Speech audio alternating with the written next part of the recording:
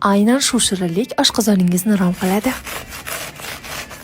Ustilari qarsildoq, ichlari yumshoq krem bilan uyg'unligi esa aqldan osiradi. Ustidagi kraklin uchun un, shakar hamda saryog'ni qo'shib xamir qoramiz. Xamirni pergament ichida yuqa va tekis qilib morosilnikka jo'natamiz. Ana endi shu shirinligini asosiga keldik. Sut, suv, saryog', shakar upasini chuqurroq tovaga solib, gazda qaynatamiz. Elangan unni solib, taxta lopatka yordamida aralashtirishni boshlaymiz. Bu jarayon tez-tez bo'ladi. Ana endi ko'pchilik takrorlaydigan xato bu tuxumni hammasini lo'p etib solib yuborish. Bitta-bittadan 3 ta tuxumni chaqasiz, katta kichikligiga qarab tuxum ko'payishi yoki kamaytirish mumkin. Nasadka yordamida pergamentga quyib, ustidan kroklinni qo'yamiz. 180 gradusda 40-45 daqiqada pishadi. Bitta tuxum sarig'i, shakar upasi, kraxmalni solib yaxshilab aralashtirib, ustidan qaynoqqina sutni qo'yamiz. Tinimsiz aralashtiramiz. Gazda quyilgunicha pishirib, ana undan keyin sovutamiz va mikser yordamida mikserlab, tvorojniy sir, quyultirilgan sut hamda qaymoqni solib, yaxshilab krem qilamiz. Shu shirinligi bilan malinali konfi ham quchoqlashib ko'rishadi. Karamel sevuvchilar uchun